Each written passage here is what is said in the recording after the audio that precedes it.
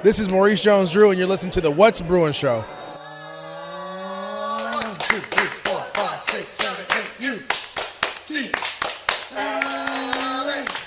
UCLA, fight. You're listening to the What's Bruin Show, part of the What's Bruin Show Network, with your hosts, Jake Merrifield, Bill Shirley, Jamaal Artis, and Mike Regalado, bringing you anything and everything UCLA sports.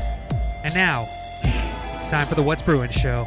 Well, hello, and welcome to What's Bruin. I am your host, Jake Merrifield, and I'm joined by my good friend, Mike Regalado of Bruin Report Online. How are you doing? Good. How you doing? Good, and we are, of course, here in a special, not very special. Bill's not here, and Jamaal moved away, so now we have an MJ edition. The ceiling is the roof. Of course, MJ is when Mike and Jake are here, and that's what it is. So welcome to the show. We have a wonderful show lined up for you because we welcome back one of the GOAT guests of all time. It is none other than UCLA quarterback Wayne Cook. He will be coming to you shortly. And we always love when Wayne joins the show.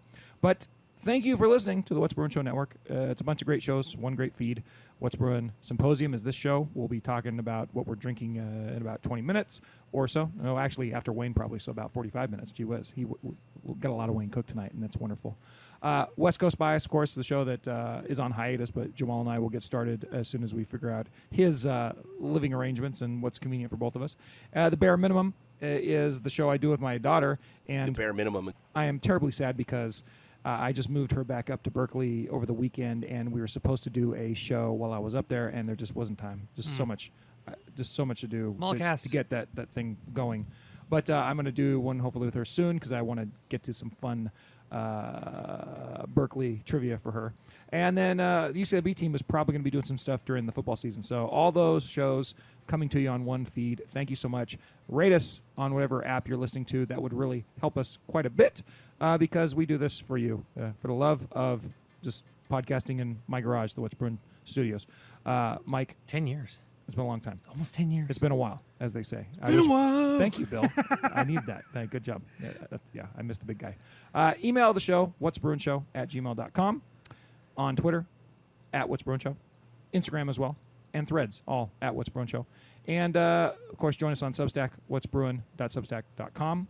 And there's Substacks for West Coast Bias and for the Bare Minimum as well. And, of course, call the hotline. We do have one hotline call. Nice. It's from wonderful Nancy.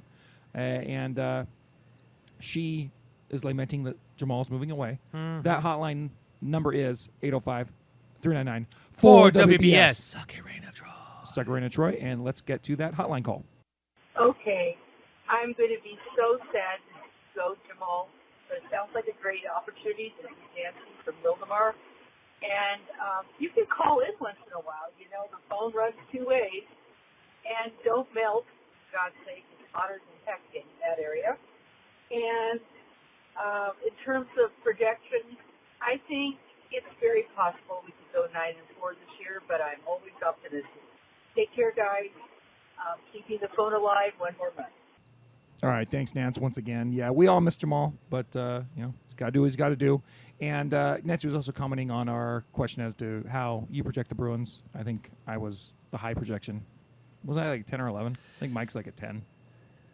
You had how many wins? I think I had 9-3. I think I had 10. You had 10-2. 10-2 then. You and Jamaal had 10-2, and I think Bill had 9-3. Bill was like 3-9. I think he's a dick. I don't think he was 3-9. But anyways, okay. Anyways, that's the hotline, 805-399-4WBS. Second, Reign of Troy. And now, without any further ado, because we want to get to Wayne in a minute, but let's do the Bro-filiated Headlines with Mike. Big applause, Big Mike. Iron Mike. The coaches poll came out last week. UCLA received the 31st most votes in the nation. Obviously, that's outside of the top 25, but you can essentially count down to see where a team is when there are others receiving votes. Different story in the AP, which came out today on Monday. They received the 28th most votes, which means that they are only 3 spots out of the top 25. And I'm going to ask Wayne Cook about that, but let me ask you first. Is that fair? I think it's totally fair. I kind of feel like it's tomato with Oregon State versus UCLA as far as like who that fifth team in the poll would be. And I completely understand why someone would give Oregon State the nod, considering they're coming off the season they came off of, and they have a higher profile experienced transfer coming in at quarterback, as opposed to the Bruins, who have an undercover in the wings waiting experienced transfer and five-star recruit that hadn't played as much. You can see why people would break ties in favor of the Beavs. Exactly. So it's all fine. And I do think that, the Beavs and the Bruins, I can't remember how tough the Beavs' schedule is, but the Bruins had the benefit of only playing 3 of those 5 teams in the top 25. And, of course, one of them they're going to play anyways. SC, Utah, they're definitely playing. And then Oregon State, but they miss Oregon and Washington. Yeah. So... But those games that they play against those 3 teams all on the road. All on the road, Yeah, but that means they should be undefeated in their home schedule, like without a doubt. And then you figure they get 1 or 2 of those on tough road games. I mean, probably I think we'd all settle for 1, and if they got 2, we'd be ecstatic. That means they beat either they beat either the Beavs and the Utes and the Trojans or whatever. So but no, to answer your question, there's just too many good teams in the Pac-12 this year. So it's totally understandable why the Bruins are ranked where they are. And guess what? After a few weeks, if you look at the schedules, like none of these top 6 in the Pac-12 actually play each other until like week 5. And that's when I think Oregon and Washington play. And I think the Bruins and the Beavs play somewhere in that range, week mid-season, 5 or 6. And so you could have all of these teams if everything went like totally swingingly for the Pac-12. There's no guarantee it will, but if they win all of these non-con matchups and they win their first couple conference games against the Dregs, you could have 5 or 6 undefeated Pac-12 teams halfway through the season. Can you imagine the rankings then? Now, a lot has to happen for that to happen. Yeah. But that's still like there's not a 0% chance of that happening. There's an actual decent chance of that happening, I think. Yeah. UCLA got a commitment from 4-star wide receiver Quasi Gilmer. That is fantastic. Did you see that video? Just nutty. I'm of 2 minds. It's like what number one, you are just making like a carbon copy of it's an homage, which is nice. Exactly. To a LeBron commercial. I did think it's funny that they only showed the UCLA as a graphic at the end, just in case. Obviously, like they're making that for 10 different schools. Yeah. He knew the ones he wasn't going to, but they could have plugged in any other logo that they didn't mention. So that was kind of funny. But overall, like as far as like the recruiting videos go, that's like the first one I've watched in years. Right? Yeah. But if you're going to go to the effort to make it, I guess at least you did a decent job of it. And he also, he bolsters some confidence, some conceitedness, but he also made fun of himself too, which was like, okay, that's cool. Look, I mean, there's only one time in his life he's going to get to do something that's silly, probably, unless he becomes the LeBron James of football, which he's got a chance, but probably not, right? We'll see. So like I said, we're getting through these headlines really quickly. Our dude Mac Etienne is heading to DePaul. He found a landing spot. I will miss that. Yeah, that one and the Charbonnet, the return of the Zach. We've definitely had some bangers on this show. But yeah, hey, soon, very soon, Jake, we get to hit that button. The game that was and the game that will be. It's coming. It's coming for you. Men's basketball. Mr. Tracy Pearson was able to take a quick sneak peek into UCLA basketball's I would like to summer avoid practice. the basketball shows for as long as possible. And for those that are interested, I don't want to go too into it I'll because make it is an exception interesting. But because literally, like all the basketball recruiting stuff is pretty crazy. it's very interesting right now. But check out what Tracy said about what he saw with some of the new guys, some of the veterans. So yeah, that's what's going on. And finally, Mike, as far as the basketball team goes, can you tell me if all these fancy Euro recruits, end up being in the starting lineup for the Bruins, is that projected starters? I don't. No. I don't think you can. Even though you have Mata, you still need to have Bona in there, as a starter, especially since he was the anchor. Well, basically, what I'm saying is all these guys I got, like, what's the heights of all these guys? Like, it varies. Like guys in the court is like Burke 6'7", Mata is 7'2", I think it was. That's a giant guy. So And then And like Jan Vide, I believe Bona's- he's like 6'5", 6'6". Bona's 6'9", I believe. 6'9", Yeah. So It's a lot of length on the court. and you need to have consistency, and Mick Cronin knows this too. So I cannot see a situation unless these guys are just really just amazing, but they also need to learn Mick Cronin's style of basketball. I can't see Dylan Andrews not starting, and I can't see Adem Bona not starting either. I guess starting is the wrong thing I was trying to get at. But my point Playing being heavy is, minutes? if you get all these guys on the court at once, that's going to be like a crazy sight of giant, long Euro guys, right? Yeah. Arms going everywhere. I'm looking forward to that. Yeah. All right, good. So yeah, Thanks that's for that. and finally finishing up. It's August. I'm not talking basketball. I know. That's about as good as I can do. I know. But God, there's still so much basketball. There's Team USA. There was the Summer League not too long ago, and now we're at the point where at the end of the month, the UCLA men's basketball team is going to. Are we going to be able to see some of that? Have a, I believe so. Right? Yeah, I remember when they went to Streamable? Australia. There was, I think I saw it on my computer. So there was at least a way to watch. But before that, Mike, yeah, I am so excited about this. dude, that that's I going to be may like at 2 in the actually morning. Watch it. Yeah. Maybe. The only thing is Bona will not participate. But other than that, I think all the others are good to go. But before that, next week, the women's basketball team goes on their 3-city journey. I believe it's their first international road trip since 2016. Nice. But they start off in my homeland, Senegal. That's right. Good job. 1%, baby. Mike's 1%. DNA plus, whatever that thing is. Mike's left nostril is Senegalese. They start with a game against the Senegal national team, and then they fly up to Berlin, which they're going to do a lot of touristy stuff. You know, the Brandenburg Gate, Berlin Wall, stuff like that. And then they're going to have a game in Berlin, and then finish up with a game in Munich. So that's going to be fun starting next week. I know, right? What an experience. Hey, you want to play basketball at UCLA? Cool. We're also going to Europe. Nice. And just really quickly, if you want to know what's going on with the practice, not much from what we can tell. Not much.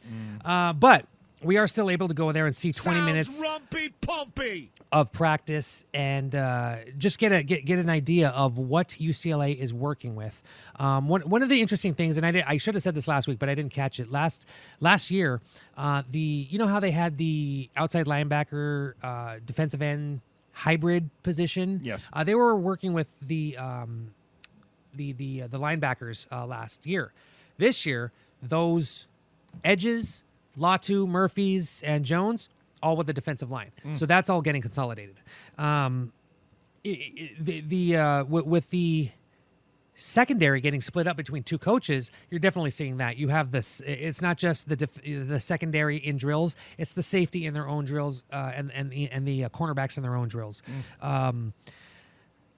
There are guys that stand out. I mean, it's drills. You can't really get a lot of information from there. But Right. One of the things that I saw, I believe it was on Sunday, is they were doing sled and tackling drills, and they were in full pads, so they were able to, go a little bit harder, go a little bit faster, and Ali Kehoe, he's looking really good.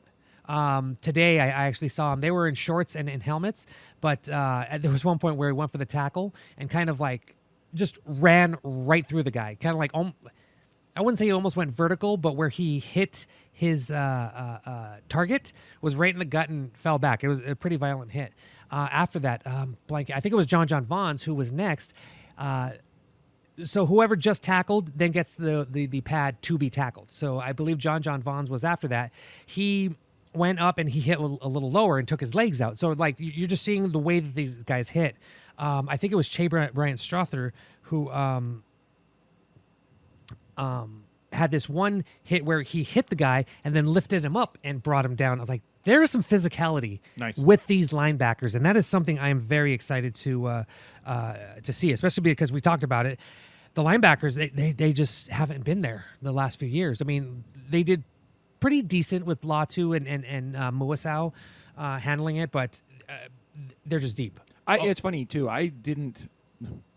I know that you folks at Bro, I didn't think that the linebackers played up to their potential last season, and I certainly don't necessarily I don't disagree with that, right?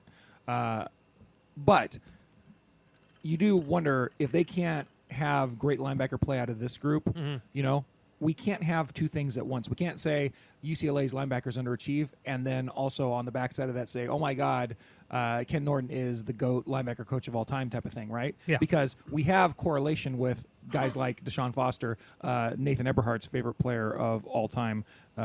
Nathan is You here. must not know about me. You must not know about me. He loves Deshaun Foster. And the Bruins have had like, you know, all the backseat coaches go to the NFL and like just mash dudes up, right? So this is kind of a, you know, at some point, I think the defense, we're going to talk to Wayne about it a little bit later. We're going to do a defensive preview next week. But the defense has been gradually getting slightly better under Kelly. But I think we all feel like this is the year for it to pop a little bit, right? Yeah. Not just gradually improve, but have a leap forward. And a big part of that is the linebacker play. And a lot of credit for that leap forward with the linebackers will go to Ken Norton. And if they aren't there, then we're going to have to start looking around going, dude, like, what's going on with this unit, right? I mean, does that make sense, Mike? Yeah, but Because I we talk up Ken Norton constantly, but then we're like, well, why has the defense not been good at all? well, because there was Don Pelham had a huge hand in that the first few seasons. So Ken Norton is kind of in the position that Chip Kelly was when Kelly first started. You know, Ken Norton has to come in and kind of figure out what's going on, do his recruiting, develop these guys. Now it seems like this is going to be the year where we're going to be able to see it. I hope so. I was encouraged by watching the some of the defensive backs. Jordan Anderson, didn't really notice him until today. Kind of popped today. He was just very quick, you know, good footwork, and he did really well catching balls and interception drills. But you know, not much else that stands out. The offensive line looks good. There are a lot of bodies. Whether if they have 10 that can be solid throughout the year, great. Obviously, you want to have maybe 15, you know, 3 at each position. But there's just a lot of big bodies with the O-line, so that's really good too. And running backs, I'm so excited to see what these running backs can do, and the offensive line, you know, is going to have a big part in the success of the offense, especially with a new quarterback and a new starting running back. But they're just deep. I mean, first off, like we talked to both TJ Harden and Carson Steele yesterday, and I didn't hear about this. Have you heard about this? No. There's a nickname coming out for like the 1-2 punch. Harden Steele. Oh my gosh. What do you think about that? I do like that. And they were like, yeah, we've heard about it. It's kind of cool. But they weren't playing it off as we're the only two that are going to get reps. Sure. Anthony Atkins is huge. Colson Yankoff is a monster, and they're just really deep. So we're not seeing much, but we're just seeing enough to give us just a little bit of hope. And I hope it's not that hope. I hope it's not that hope that it's just, you know, empty at the end of the day, empty calories and stuff like that. We are about to talk to Wayne, and he's going to give us a little bit more in depth. Well, certainly, and he's been privy to more than any of us have seen at all, and so there is an advantage to that, and so we will not dawdle too much more. The only thing I wanted to hit on the headlines before we get out of here, Mike, is the Ohio State job, athletic director job, came open, this week. Seeing as we plucked Martin Jarmon from the tree of Ohio State, and seeing as he is a young up and coming guy, and we're about to go into the conference, the big 1G, with the head of the class there, Ohio State, Ohio State. Are you thinking that UCLA may or may not be in the market for a new athletic director sooner rather than later? The dream may be over as far as like Jarmon's dream. I mean, not to speculate at all, but I mean, that's a possibility, right? Like we could be going to the Big Ten and looking to replace our AD if things work out a particular way. Yeah, and we've talked about this off air. I think we've talked about this on air. Like if there was any place, if there was one place that could pluck Martin Jarmon away from UCLA, it would be Ohio State, because that's where he, you know, cut his teeth. And I haven't heard anything obviously, but that's not going to be stuff that's at this point it is speculation. But he's like on the hot 100. He's on the hot board. I totally would, especially with what he did with UCLA and how he's kind of got them, especially from a marketing standpoint, really lifted a brand that is already world famous. And that was hard to do because UCLA, in especially in their two main sports, football and men's basketball, weren't that great. And he kind of came in as they were kind of on the ascend, and he just helped boost that. Yeah, and it would also explain why he may have also sent his resume out to vastly inferior schools. Maybe it's just a test run to send to the Ohio State. I don't know. Well, we don't know that he sent out his resume. We don't know. He may or may not. I said may or may not. Allegedly, he may or may not have. But it may explain that a little bit, I guess. But anyways, that is something that we do need to wrap our brains around because the Bruins are obviously going through a huge transition after this season. It may be transitioning a little more than we first anticipated. So I'll be interested to see how Ohio State fills that job. And honestly, I hope that it's somebody else. But he's certainly going to be at the top of the list of candidates for that job. Mm-hmm. So we should brace ourselves. I mean, if anything, Jamaal gave UCLA the script of how to get it done. Hopefully, and they go make an equally exactly hire, yeah. But it is funny too. Like I wonder, like we should talk about this at another point. Certainly when it happens. But just mad speculation here. You do wonder how many schools UCLA, because it even though it's not it hasn't been the football power in the last couple decades, unfortunately, to really hold on to a guy like that. It is an all around one of the top athletic departments in the country, and you wonder how many schools it's like an auto lose to. You're definitely losing out to Ohio State because of the ties there. You figure like Greg Byrne at Alabama. That guy went from ASU to Alabama. I think it was ASU, Arizona ASU. But it's like, how many schools does UCLA have to look at to like hawk their AD? Especially now they're going to be in the big 1G as well, right? Yeah. Like so. I mean, this job is only becoming more and more attractive. You'd figure each and every year with how they are kind of joining the going in with the transition of conferences. So I'm curious to see how that's going to work out. All right, too long-winded. With that being said, let's get out of the Bro-filiated Headlines and get right back to welcoming back one of our all-time favorite guests. Here he is. Join us once again on the What's Bruin Hotline. We have Mr. Wayne Cook. Wayne led the Bruins to a Rose Bowl in the 90s, and now he's probably starting another school year to lead young minds in the classroom. He is also the sideline reporter for UCLA football, as you know, and he will talk college football with anyone, anywhere, anytime, and thank God that includes us from time to time. Wayne, thank you for coming back on the show. Anytime, you guys. As long as you guys keep supporting my deal over there at CSN like you guys do, come on. You guys do great things for me, too, so I appreciate it. Yeah, no, we love you over there as well. Wayne, I have I'm going to lead off with an existential question for you. I literally just dropped my daughter off for a sophomore year at Berkeley yesterday, and she's actually joining the marching band this year. Will she still have a football team to play music for after this year? Give me some hope, please. Oh my gosh! Well, first of all, she doesn't have. She's heard that fight song her whole life, so that shouldn't be all that hard. Yeah, it shouldn't be too hard of an ask. This is such a great question because as you guys know, I'm a Pac-10 guy, I'm a Pac-12 guy. My dad played for Arizona, like way back in the '60s, and like we've just been about West Coast, western part of the United States football forever, and to this day, I tell people, if Washington State's playing Cal and there's, a Clemson, NC State on, I'm probably watching Washington State and Cal. Yeah. Just because I like Pac-12 football. I hate that the powers that be, and I'm going to say this forever, the powers that be, mainly, because college football, like in ESPN, have been so dominant for so long. And I just feel like they badmouth, whether it's radio or television, the Pac-12 for so long. We know that, not having an elite team in the conference hurts. But just telling everybody how bad they are, and if you guys pay attention to sports talk radio across the nation, like people laugh at the Pac-12. Like even this year, we're trying to tell people this is going to be one of the best conferences in college football. But they're like, but nobody's going to make the playoff, which they may or may not be right. Like some people are thinking somebody's going to. I'm actually one of those people that thinks there's no way any Pac-12 team goes through this conference unscathed. There's 6 or 7 at least 6 really good teams, possibly a couple other that can get you.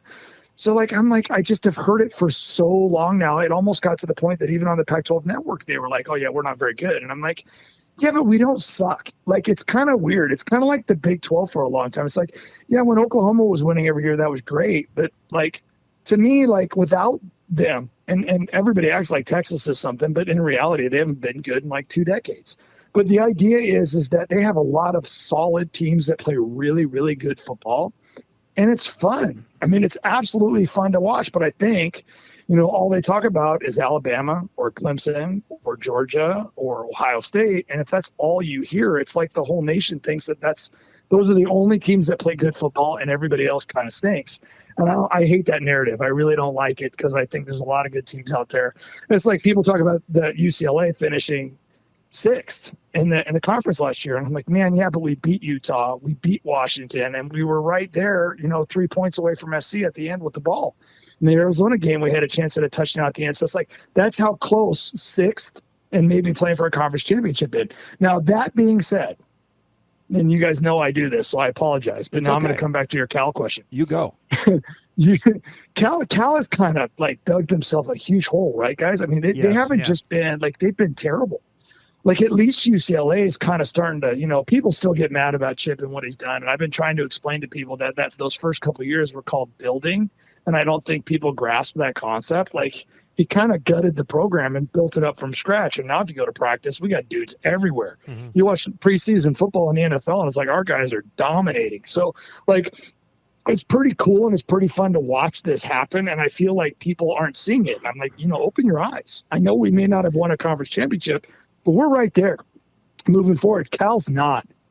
Cal's been quite a ways back. I really like Justin Wilcox. I don't want Cal to go away, but tell me what you guys think. Cal and Stanford. Well, just quickly, just to answer this part. Cal and Stanford are so academically inclined, right? That it feels like they kind of fit the Big Ten or the ACC, which doesn't make any sense to me at all. But the Big Ten does. Stanford's a great get, probably. It hasn't been that long since they were really good at football, and they had a ton of really, really good players. But, man, Cal's been non-existent, so I feel like that's the problem.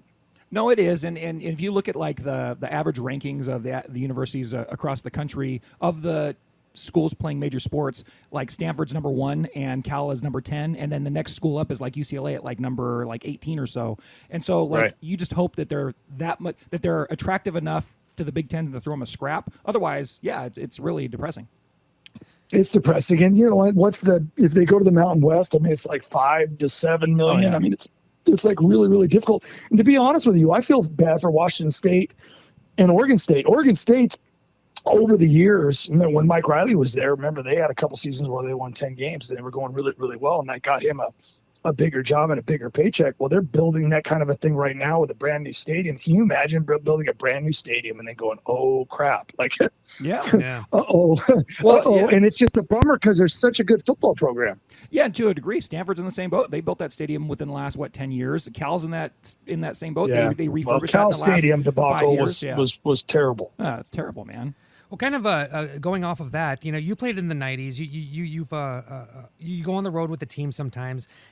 With the demise of the Pac-12, what's going to be the road trip you're going to miss the most?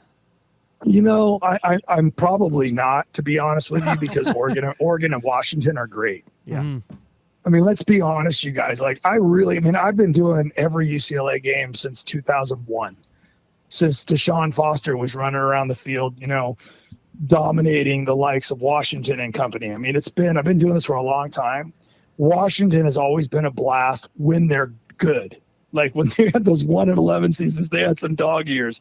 But when they were good, the Chris Peterson years, and even way back when I first started doing this, that stadium kicks butt. Oregon's kind of always been fun. It's always sold out. I will miss going to Utah. I mean, I don't miss losing like we lose there because we've lost there way too much. Kidding, yeah. But man, Utah's a great environment too. So, to be honest with you, Cal and Stanford, I love Cal. The setting at Cal Stadium is always really, really cool. Yeah. Like from the press box, there's a great view from the field. You've got the mountain right behind you. It's like, it is cool. I will miss that. Stanford, to be honest with you, I've been to games there when I've watched, Christian McCaffrey and Toby Gerhart and Andrew Luck and all these great players, Zach Ertz, like all these guys, but I don't remember the crowd ever being anything like that you would miss. Yeah, no kidding. You know, we're definitely want to ask you about UCLA football, but just a few more questions because this has just been madness. It has taken over. It has been the main narrative of this offseason. We should be talking about Heisman candidates, who might win the Pac-12 this year, but it's just taken over because it's going to happen so quickly. Either way, just in your opinion, of all the teams scattering to the Big 10 and the Big 12, which team would be set up to have the most success quickly? Like, do you think Utah will have immediate success in the Big 12? Yes, absolutely. Like I almost would. Now, granted, they're going to have to replace Cam Rising, which will be interesting. But if you really think about it, like Tyler Huntley was a pretty good quarterback for them. Like they've had guys that have been, I do think that what Coach Whittingham has built is pretty incredible. And he's talking about this year, like, they're finally starting to get some 4 and 5 star guys into that program. Like they've been doing it with 2 and 3 star guys and developing them. And now they're starting to get some better recruits, and they're still, developing athletes the Kyle Whittingham way. The people in the Big 12 are going to realize that traveling to Salt Lake City and going to that stadium is like really, really difficult to play. They have one of the best student sections in the entire country. And that's not me saying that. That's like rankings. Like they rank it. It's amazing. And so people are going to realize how hard it is to play there. And so it was funny. Someone was talking to me the other day about this, and I'm like, listen, I mean, the Big 10 got Oregon, Washington, UCLA, and USC. And I was laughing because, if you look at the history of college football, and I was actually just looking this up because I'm always curious, the all-time AP rankings all the way back from like 1936. And UCLA is still at 17. Yeah. It's basically USC, UCLA, and then it's Washington, and then it's Oregon. So historically, you took the big dogs, and they're all going to the big. Now, you look at the other side of it, and I'm not trying to be mean here, especially since one of these schools is my dad's school, and I'm not saying that they didn't have some good runs, but Arizona State, Arizona, and Colorado haven't exactly been like setting the world on fire. Yeah, comparatively speaking. And so now Colorado historically is on that list that I just mentioned, though. Colorado's got a good overall because remember they were a program back in the day. Yeah. But and I think they could be again. I've always said that place. I mean, if you don't go to Boulder and like it and wonder why they're not better, I can't figure it out because they should be. Yeah. So I don't know. I just feel like Utah is the crown jewel. Maybe not when you're talking about, because people always we're so wrapped up in TV markets and stuff that it makes me sick because like a program like Boise State, who's probably won just about as much percentage wise as most programs across the country, including a lot of the big ones. And I know they don't play the same schedule, but because of their market, they it's Boise State. Their market's not big enough. I'm like, yeah, but they're a great football program. So I get sad about stuff like that, because it's all about the money and it's all about the market and it's not always about the football. But I don't know. I think Utah's got a great chance of going to the Big 12 in year one, competing for a championship in that conference. No, I agree with you. And it is funny too, though. I wonder how many more years Whittingham's going to coach, because you look at you just go back to, to the early 2000s, and he's been there so long. And so is he going to want to go to war in the Big 12 for a bunch of years, or is he going to, do you have any sense about that? Yeah, he seems like a guy to me that every time I see him, every time I watch him talking to coaches on the field, I just feel like he's so old school and he's such a throwback that I feel like, he's probably had offers from a whole lot of people that if he wrote a book about all the offers he gets after having all these great seasons and doing what he's done, that he's turned down, because I'm sure it's been quite a few. Yeah, no, but he's just always so loyal to Utah. So I feel like, these guys, it's in their blood. And let's be honest with you, he could end up being, I don't know, because I know he's a family man too, right? I know he loves his family and he's like a great guy. But think about like the Bobby Bowdens of the world and the Patinos of the world and those coaches, even North Carolina's coach, Mac Brown. Yeah. Like these guys, man, it's in their blood. And they're kind of like, members of our government right now. They're just old and should retire, and they won't do it. Just hanging on. I'm sorry. Did I say that out loud? That's okay. You might want to cut that. Nah, we agree wholeheartedly. I don't care. It was a joke. I know.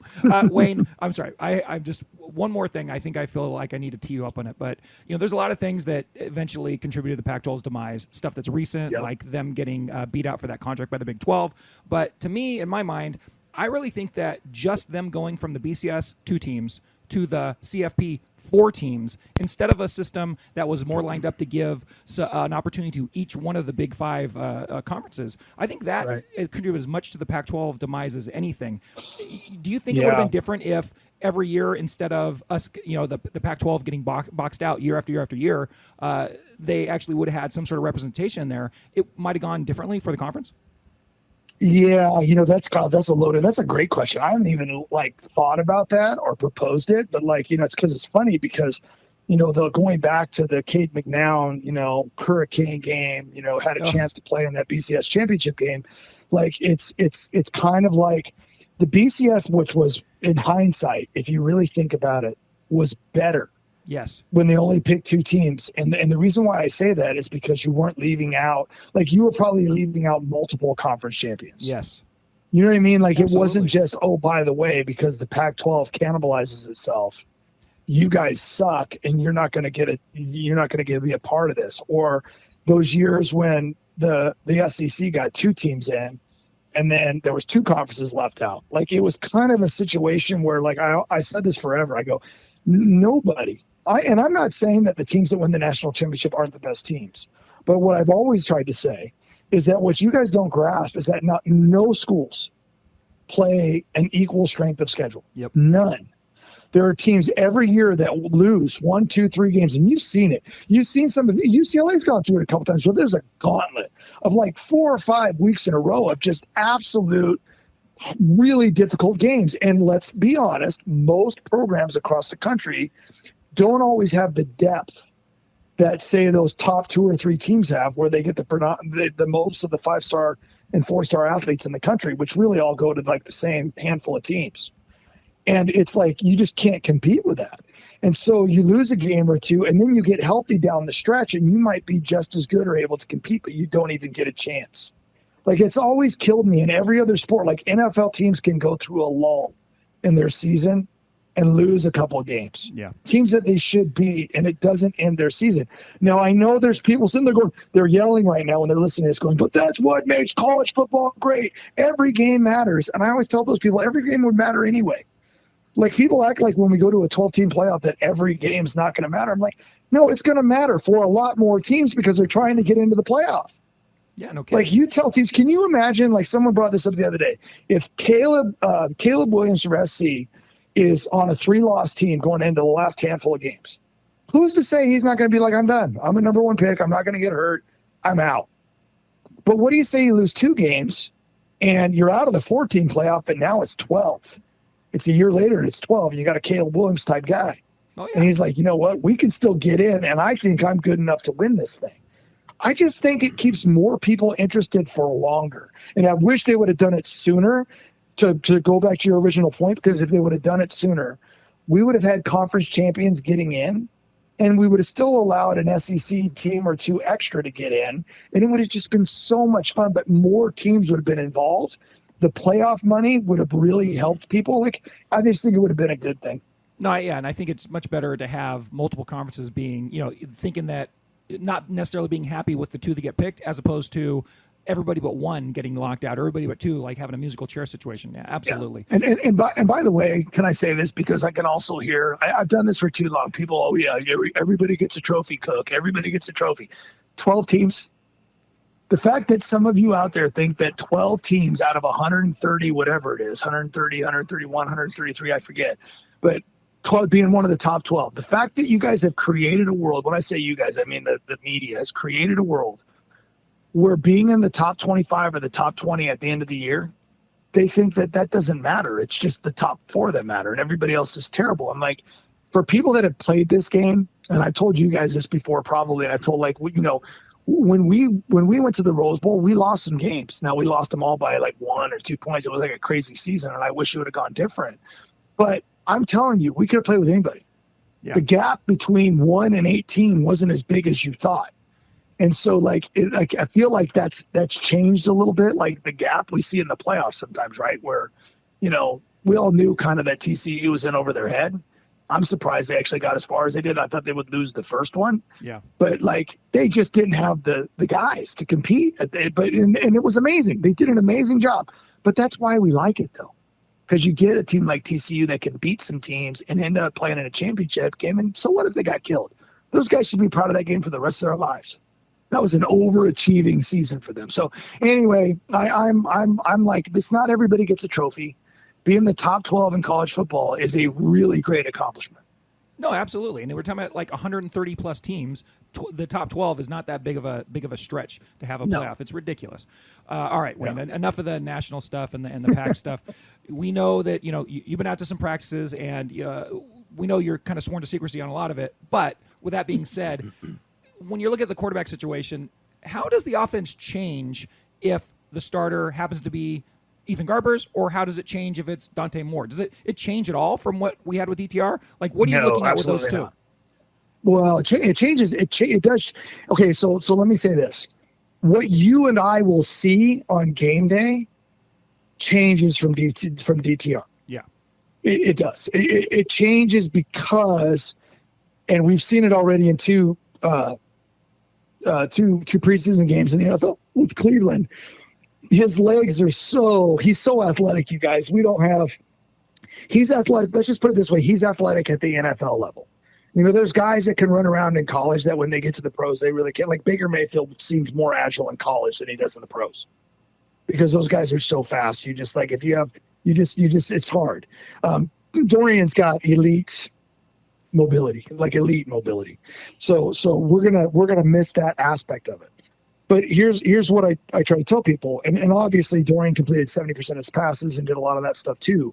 But there is a way of being a quarterback in what Chip Kelly does in this system and being really great at other aspects of the game, like things like going through your progressions quickly. Like in some of the practices I've watched, I'm so impressed with Ethan and Dante and Justin Martin, and because by the way, you guys, Colin Schlee, all these guys are getting like 1 million reps. Chase, they're all getting reps, and sometimes it's confusing to know who's playing with the ones and the twos and the threes and the fours because they're all getting reps, and I love that. That's one of like my favorite things about Coach Kelly's practice, because it's not like the guy that's going to start or the top 2 guys or 3 guys compete for the job. It's like everybody's getting a real shot, but yet the way their practices are run, they get a ton of reps. But what I'm seeing is they're getting all the way through their progressions to the backside and finding guys like that backside back in the flat, and they're getting them the ball and they're getting through their progressions quickly. Where Dorian might not get there and start scrambling and get 5 yards one way, they can get 5 yards another way. Okay. Like, I don't know if that makes sense to you guys. Like this so good, like little things like being able to throw some, like Dorian had a lot of strengths, but like his deep ball wasn't always something that was utilized, like fade routes, stuff like that. Like some guys have different talents. Like I used to say this a lot last year. Whenever Ethan Garbers gets in the game, we throw 1 or 2 outs, and it's almost like we throw outs. Like that's part of the playbook. Yeah. And yet it's because different quarterbacks kind of have a different feel for the game. So like, I never want anybody to think that I don't think Dorian was great, because man, I'm blown away with how much he progressed in his time at UCLA. And I'm blown away with the fact that, let's be honest, he's looked as good as any quarterback that has played so far no doubt. In the preseason. Now, granted, that's preseason and defenses are a little bit more vanilla and a little bit easier to read, but man, he looks awesome. And we all knew he has such a talented arm. He threw the hardest ball at the, and by the way, I hate that a guy like Dorian slips, and a guy like Will Levis, because they think he's like this. And like, I don't get what the people are evaluating. Like Will's fine, but he's not as good at throwing the ball as Dorian is. All you have to do is watch. He doesn't have the mechanics that Dorian has.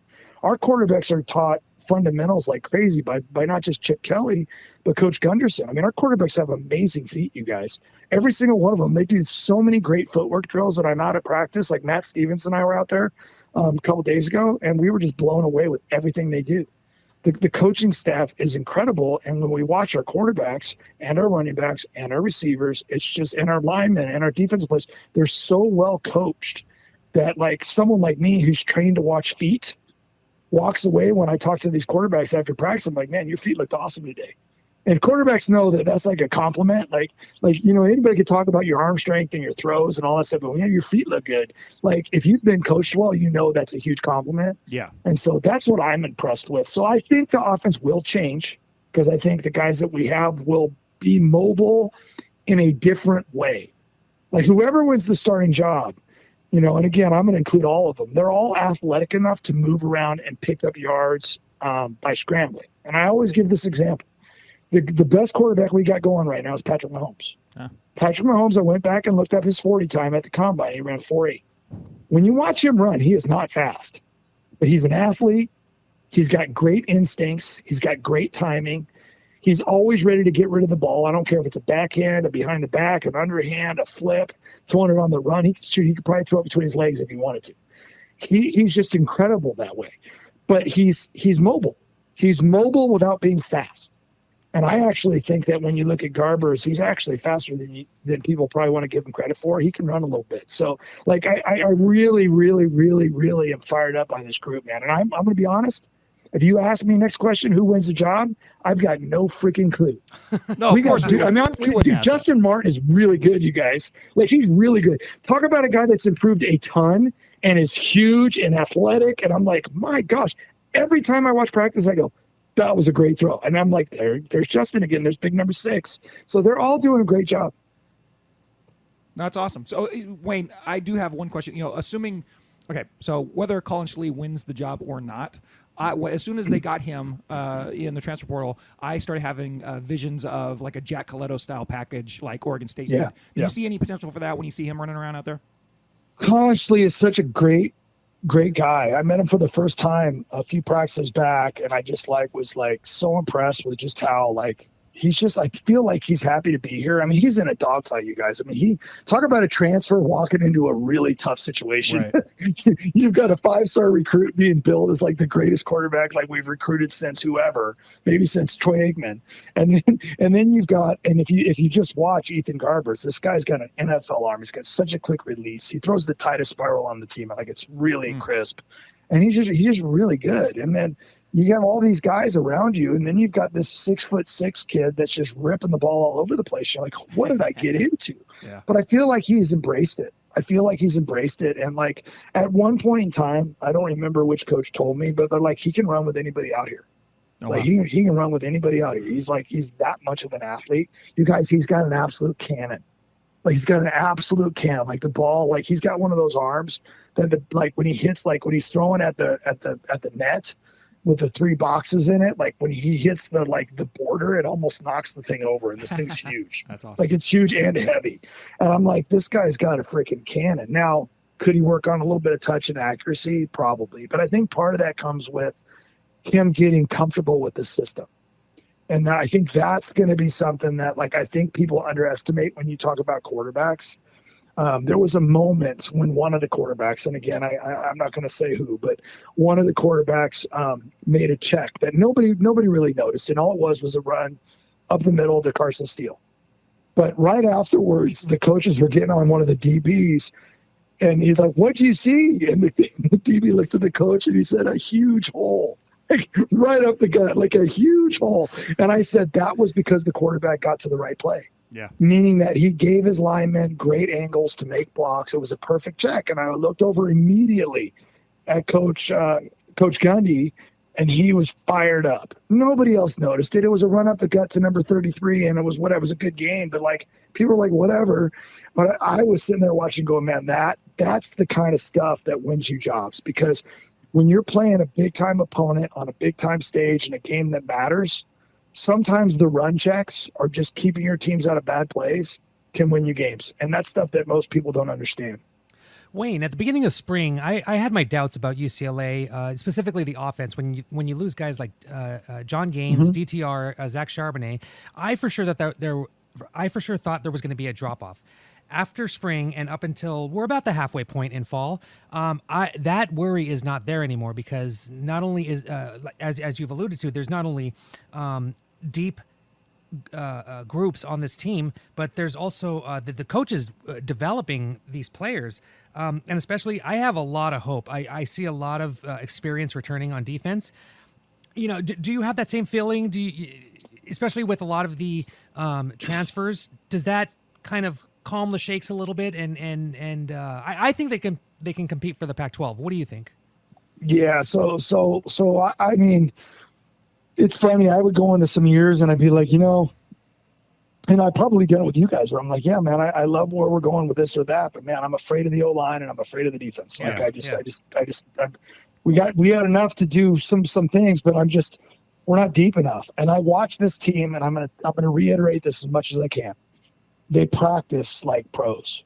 We've got depth to where we're not trying to, we've got so many linebackers. I don't even know how we're gonna play them all, and they're all good. Like we got depth. I mean, we got so many guys that can rush the passer. We may have in Latu the best in the Pac-12. I know that's debatable. There's a couple other guys, but man, I think he's going to have a great year. The Murphys are still awesome. Carl Jones is still with UCLA and still looks like he's incredible. He's a little bit of a tweener. Sometimes we laugh. We're like, why don't they put him at middle linebacker? But we've got a bunch of dudes there too. So it's incredible. And the secondary's coming around, and Coach Lynn, our new defensive coordinator, I just think is bringing in an aggressiveness to where when you watch practice, there's thoroughbreds on offense going against thoroughbreds on defense. And I'm telling you guys, the defense has been holding its own. Nice. They're doing really, really well. I mean, guy, there's not a ton of separation. We haven't talked about him yet. One guy that tends to get open quite a bit is Sturdivant, like J. Michael. He's like, man, I've been told we can, his buddies call him J. Mike. I don't know if I've earned that yet, but like the guy is an absolute thrill to watch play, and probably is the most talented outside receiver we've had in quite a while. And I hope the people listening to this understand that when you've got a guy like that, it actually really, really changes what you can do, because if you have to worry about one-on-one with him, that means you have to walk somebody out to deal with him. You got to put somebody over the top. You've got to bracket him. There's a lot of things you can do. The thing about that is this team, you mentioned Zach Charbonnet, and we see him running over people in preseason already for Seattle. But we got a guy in Carson Steele that can absolutely ball you guys. He can catch, he can run. He's freaking huge, and he's way faster than you watch me go, nice. Dude, he's fast. Nice. And then we still have TJ, and TJ's awesome. So we're going to have a 1-2 punch. But man, if anybody's sleeping on Colson Yankoff, that dude is athletic, and he's learned how at like 6'5" to get it. I mean, he's tall. He has learned how to get his pad level down. Yeah. So he's dangerous. And then you've got the kid Atkins, the transfer from Army, that may be in the backfield also as like a fullback, tailback hybrid type thing. I mean, we got dudes. I mean, it's like I don't see. I will tell you guys this. I'm anxious about the O-line. I'm anxious because I like the additions of Wiley and Holsteg and Kadire Kunta. Yeah. I like those additions. Bruno Fina is a guy that I'm watching do some good things. Josh Carlin, like DeGiorgio's a dude. Like he's become a dude. Like he's a player. Duke Clemens is a player. Holsteg's a player because he played for Purdue last year. If you can block in the Big Ten, you can block anywhere. He's a good player. So those other two positions, I'm hoping, and then I hope we have some depth there. But man, if they do, they've got running backs, they've got a quarterback, and we've got as good of a receiving core. So much depth, absolute depth. Like you have to compete every day in practice. If you don't, you're not going to play. Well, that's a sign of a good team, I think. Now, Wayne, if you happen to be, if it was back to the early 90s and you had this roster with you and you're under center of the Bruins, who would be your favorite target to throw to, you think? So this is what's fun. Chip Kelly's offense, he's so good at they run a pro style offense. I mean, you're going to get through everybody. I mean, right now I would say that Sturdivant's my main target. He's my JJ Stokes in this offense. But man, Kyle Ford's been great. We've got tight ends that can, Tabermel and Matavao and from Oregon. And then don't sleep on Carson Ryan. Carson Ryan is a guy that I was told by everybody, man, this dude's going to be good. And then he got hurt. Remember, he had a foot thing all year last year. He's in the mix, and he's probably the most athletic pass catcher. But those other two tight ends are big. They're tall and big. The running backs can catch. Like if you're the quarterback, you're thinking, man, I want to win this job because I'm getting the keys to a Cadillac. We still got Logan Loya and Cam Brown. I've been talking up Braden Pagan forever. I'm like, I don't know how much he's going to play this year, but that dude's got a future if he wants it.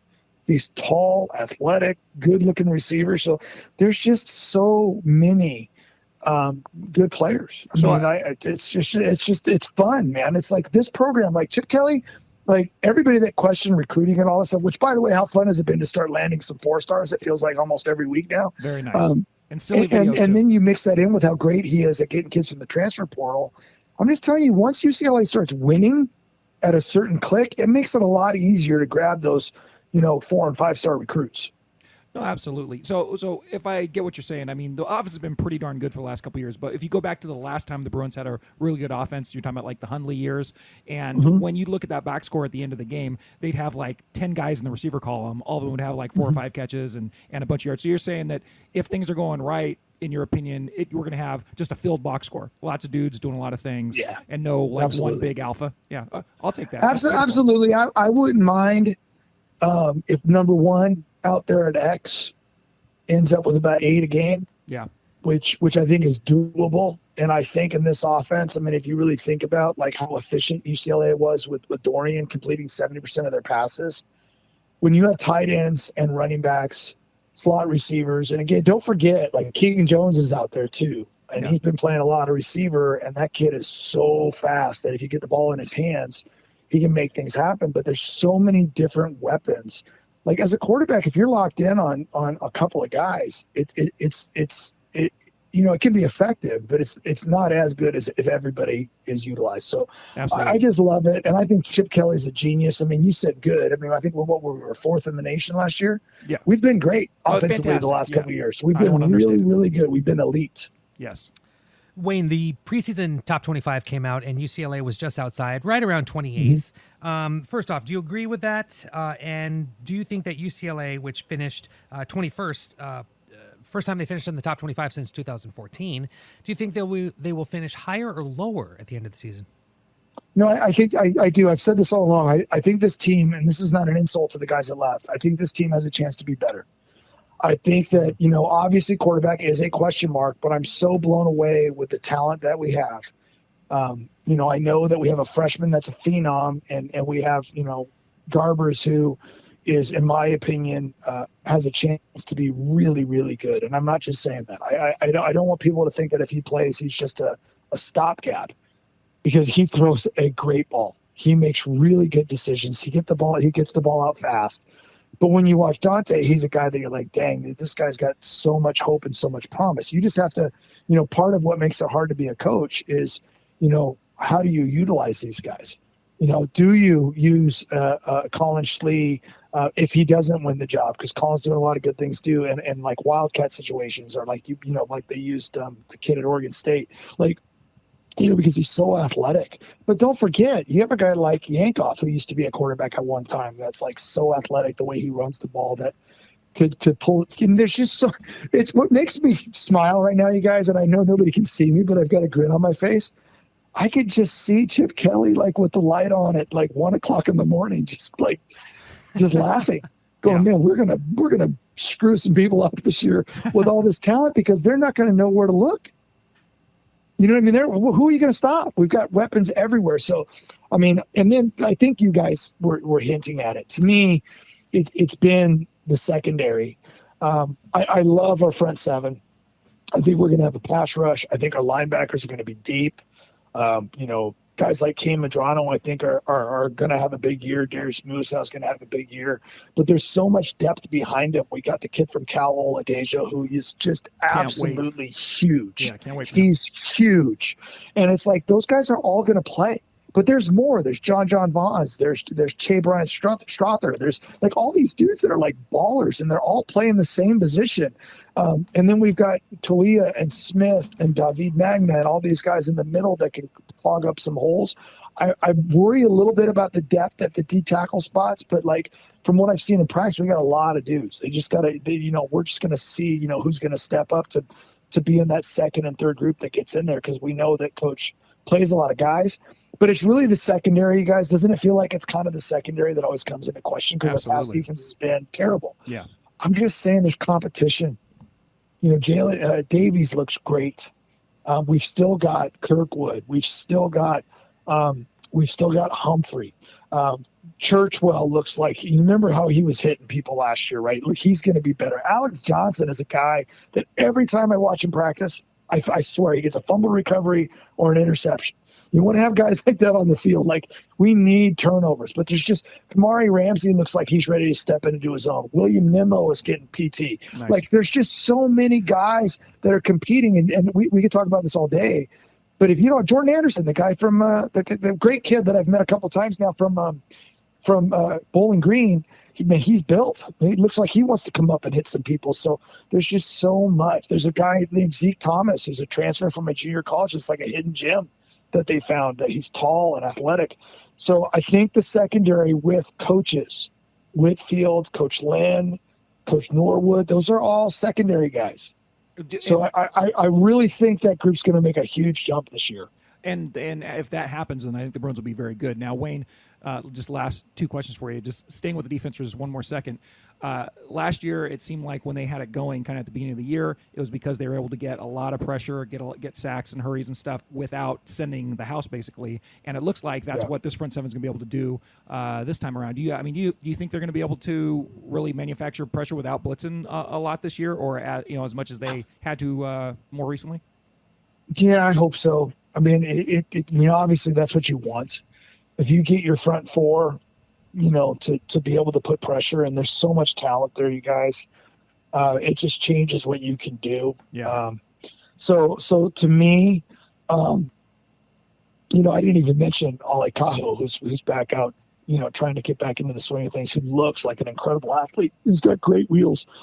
There's just so much depth, and I just think that, like, this team has been a defense away of just being out, and there's so many good quarterbacks, and you've got to make them uncomfortable. Yeah. Like, you've got to get to, like, you can't have a game where you can't get to Arizona's quarterback. The Delora. That game still haunts me. Hurts us all. It just hurts, and it's like you've got to be able to do that. So yeah, I think, and what you don't want is you don't want that group getting tired, and that's what I keep bringing up. The depth that UCLA has right now. You've got both Murphys, right? Yep. You've got Latu, who, to be honest with you, I wish he would just play every play. I'm telling you guys this, he works harder than anybody out there. Like, I'm blown away with how hard he works. I think he's going to have an absolute monster year. Like, it's one thing to be a superstar and have talent, but when you work harder than everybody else too, like, that's the kind of guy you want to have on your team. I just think he's just going to be a nightmare for everybody. And then all those other players in the front are going to have opportunities like crazy. But when you have linebackers that can, like John when he gets healthy, gets back into football shape instead of baseball shape, and you have a guy like Cam Medrano who's been doing a lot. If he can just stay healthy, man, he was a receiver at one point in time. That dude can run with anybody, and he's big and he's strong. So, like, I just look at all these athletes, and I'm like, if this defense, and remember, you guys, and this is going to sound terrible, and man, I loved Coach McGovern. What a great guy. I'm just so sad. Like, none of it, at least I didn't know what was going on. But man, we dropped off when he got sick. And when you lose your defensive coordinator, it's not easy for another coach to just step in and run somebody else's system. Yeah, it's kind of a scramble. Having Coach Lynn is going to be a huge deal, you guys. This guy is legit. He's young, but he walks around like he's been doing this his whole life. He's got this unbelievable confidence about him, and I just feel like the players are going to play aggressive and free. And with the talent we have, I mean, I would not be surprised. And I've told you guys this before, and we've talked to a lot of people about this. Getting UCLA to have a top 40 or 50 defense with the way we are on offense, and we're trouble. Now talk about getting into that 20 to 30 range, and you're talking about, having a chance to win every game. Doesn't mean you're going to win every game. Yeah. But you've got enough talent with this offense who I think is going to be, maybe if they took a step back because of Dorian and Charbonnet and Mafi and Gaines leaving, and all those guys, by the way, are balling out in the NFL right now. If we do take a little bit of a drop, I still think this is a top 15 offense. I don't think they're going to drop that far. Yeah. No, and geez, you really got us all fired and lathered up for the season. We only got a couple more weeks to wait. You've been more than generous through the time as usual, Wayne, so I'll let you go with this one. You're starting your school year. Did you start yet? Did you start this week or next week? Yep. First day with students was today. God bless you. So anyways, you're a teacher, and you've been teaching these middle schoolers for a million years, and you're also, a history guy, if I'm not mistaken. Yep. And you probably taught the same history for the last 25 years. The question is, outside of what you got to teach, what's your favorite period of history to think or talk about? Oh, did you guys see Oppenheimer yet? Yeah, No, that was great. not yet. Oh my gosh. It's just like, it absolutely, like I've always been, I think I'm like everybody else. Like, to be honest with you, if you let me teach U.S. history versus world history, I take U.S. history every time. I just think it's so interesting. But man, the mental aspect of that movie and just trying to just rationalize what they did and what the implications were. And then that scene with Einstein at the end and what he said, it was like, oh my gosh, that was just, it was really, really well done and very thought provoking. It's pretty amazing. So, and I'm also blown away sometimes with how stupid we can be throughout history. No shit. Right? Like if you think about the whole, that whole non-trial that they had, I'm like, really? And it feels like we just can never learn from some of the most obvious lessons from history. And it's kind of sad because it feels like, I don't want to say history repeats itself, but power corrupts. And it's just but no, I love that era. The World War II stuff has always been very interesting to me. Outstanding. All right. Well, Wayne, we are looking forward to seeing you on the sidelines. I'm definitely looking forward to hearing you on CSN with Suck It Hartzell and all that. And thank you for all the hard work you do and all the hard work you put in. And we will talk to you soon, I hope. You guys are awesome. Thank you so much. Take care, Wayne. Do you think we drink too much? No, we don't drink too much. Men face reality. Women don't. That's why men need to drink. I hate it when podcasters talk about what they're drinking. And you have a drinking problem. And he goes, F you, you're Mormon. Next to you, we all have a drinking problem. What else am I going to drink, Bob? A fucking Fresca? Thank you for joining What's Bruin Symposium, a conversation over drinks, and that's what we have here tonight. I went up to the Bay Area to take my wonderful daughter, Megan, the co-host of the Bare Minimum show. The Bare Minimum.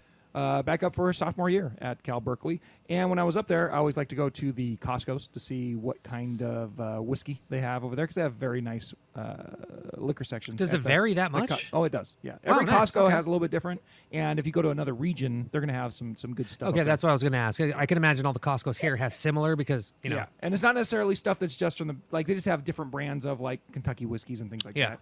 And I picked up a couple bottles when I was up there, and this particular bottle that I got is one that I cut my thumb opening at 10 o'clock on Saturday night because I was so dang tired, and the wax was kind of jacked up on this. And as you can see, it's like I tore this thing off like a madman.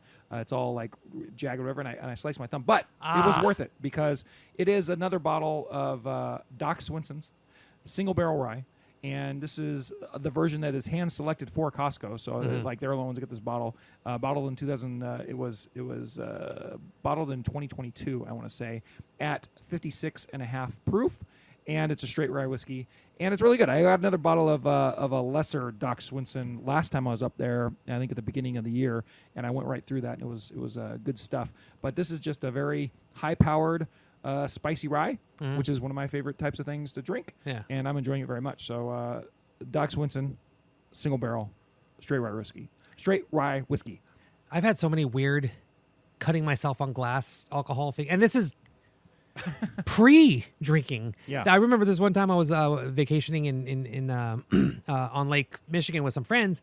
Got this one beer, and I don't know if it was the beer, or the glass was just very brittle, or it was the opener. But I like popped it open, didn't even see. I took a drink, and I felt it. I was like, "Oh God, what the hell?" Got a little cut on my lip, and apparently, like I got sliced. That's the one of my worst. fingers. I'm like, "What the hell?" And sure enough, like I saw that there was a piece of glass in it. I'm like, "Oh, holy what smokes!" the hell? So I'm like, "Oh, that's weird." Go to open the next one. It was like bottled in New Jersey. Go to the next one.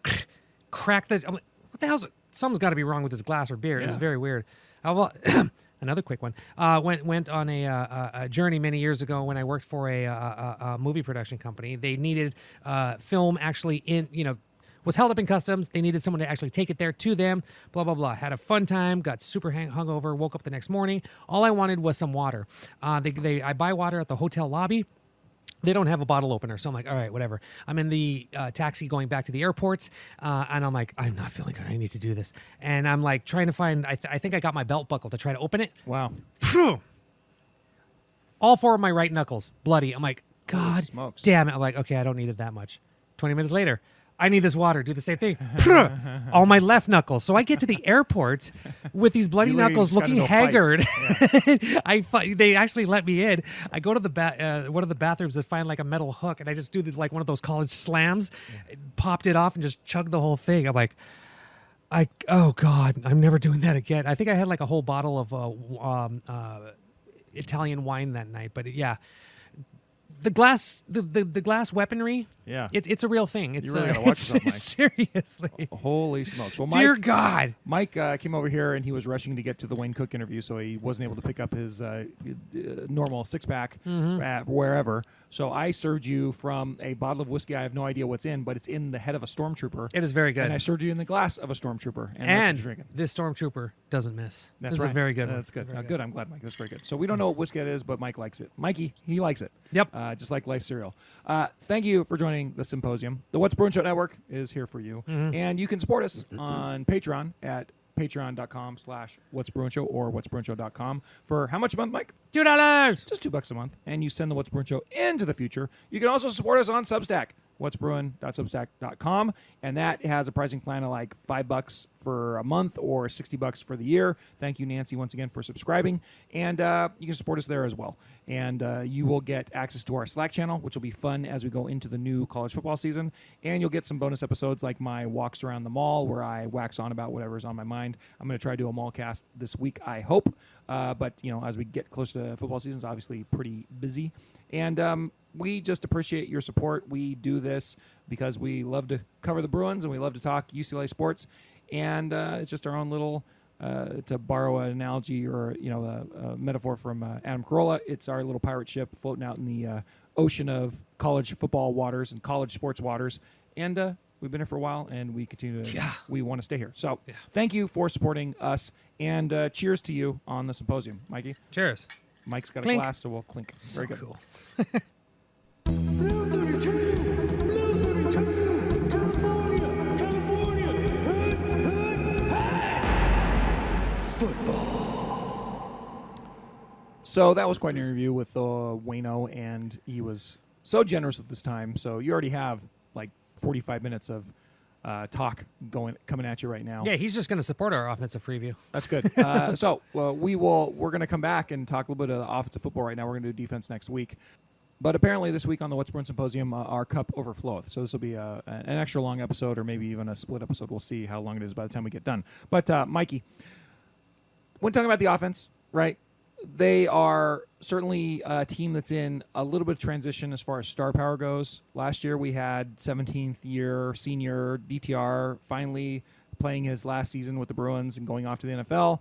And there's a big vacuum there at quarterback. And then we also lost, some of our favorites like Zach Charbonnet.